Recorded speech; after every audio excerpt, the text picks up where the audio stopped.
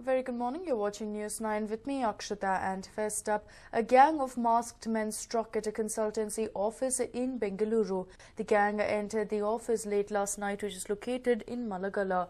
They entered the auto consultancy office and stole 1,30,000 rupees. They also smashed the windshield of the Swift car parked outside. The owner claims that this is a case of revenge attack.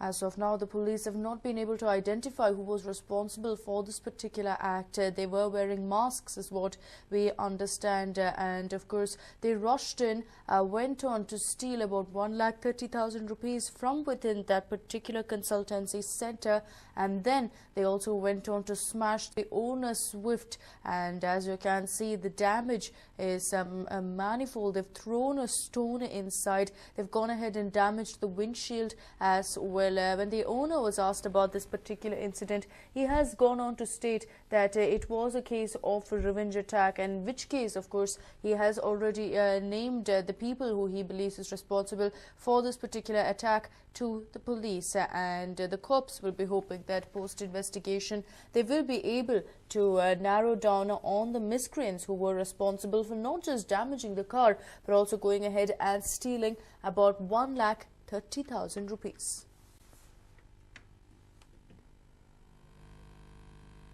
And of course, it is understood that the incident took place late last night. Some of the workers in this auto consultancy office came together, and that's when they realized that in fact their office had not just been ransacked, the vehicles too had been damaged very, very badly. It looks like it could be for some sort of financial dispute, considering that the owner has said that this is a revenge attack.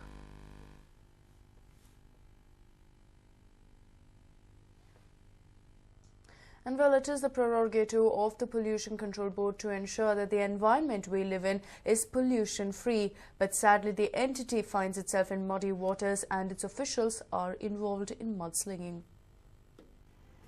The Karnataka State Pollution Control Board came into being with an objective. The objective to keep the environment clean and healthy. But some unhealthy practices are being reported within the board. It is quite apparent that something is amiss in Pollution Control Board. Recently, we have reported about an honest officer being sidelined and the corrupt one being favoured. Now it has come to light that the chairman of the board, Dr. Vamanacharya, is absolutely unhappy with the functioning of board's secretary, Ramachandra. In fact, the chairman has written a confidential letter to Kaushik Mukherjee, the chief secretary of Karnataka government, which News9 has access to. The chairman in his letter has strongly condemned functioning of Ramachandra. He has written about his frequent interference in board's affairs and has alleged that he put pressure on the staff to work according to his whims and fancies. He was trying to influence all the decisions taken by the chairman, thereby relegating his position as chairman. Dr. Vamanacharya has also alleged that Ramachandra during his general transfers has seen to it that his henchmen occupy the most important positions. At the conclusion of his letter, the chairman makes daring accusation about Ramachandra being a corrupt official, and nothing can be expected from an official of his caliber. The chairman has also pointed fingers at the undersecretary of the board, Anusuyamma, and case worker Manjunath, who have made it a habit of challenging every decision taken by the board. When our correspondent spoke to Ramachandra on his take about the allegations made against him, he preferred to remain silent, but suggested that we speak to the Chief Secretary himself. While it is quite obvious that Pollution Control Board is polluted for sure and needs some remedial measures to stop the situation from getting murkier. Anand Burli for News9, Bengaluru. And well, mining barons V.S. Lada and Sons have lost yet another property after the Vaibhav Theatre. The Amazing Valley Resort in Bellary, owned by the Lad family, has been seized by the forest officials. The Amazing Valley Resort in the northeastern range forest block in Sandur Taluk had special visitors. It was visited by the forest department officials accompanied by a team of cops. They marched towards the resort and stuck a notice addressed from the forest department official. Then they locked up the doors of the resort.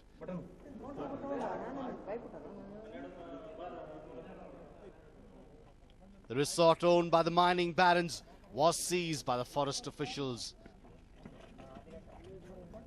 The resort, constructed on 47.24 acres of forest land, was originally owned by Bellary Congress MLA Anil Lad's late brother Ashok Lad. The Forest Department had asked the Lad brothers to vacate the illegally encroached land. They had also sent a notice to Rajani Lad, wife of late Ashok Lad. But the Lad brothers failed to vacate the land. Yesterday, being the last day to serve the notice, the forest officials barged into the resort and finally seized the property.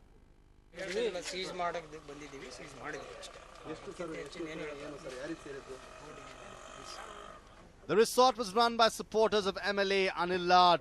Ashok Lad had bought 3.65 acres of revenue land to cultivate it, but the brothers gradually encroached 47.24 acres of the land. This was brought to light by social activist Somashekar in February 2012. A case was filed in the High Court, and after the survey of the land, the Forest Department was ordered to take back the encroached land. Anil Lad rubbishes allegations of encroachment. We have not encroached any forest land. I will appeal to the High Court and file a petition under Green Bench. Seizing the resort comes as another shocker to the Lad brothers, who recently lost the popular Vaibhav Theatre after failing to repay the loan. Basavaraj Haranahalli, News 9, Bellary.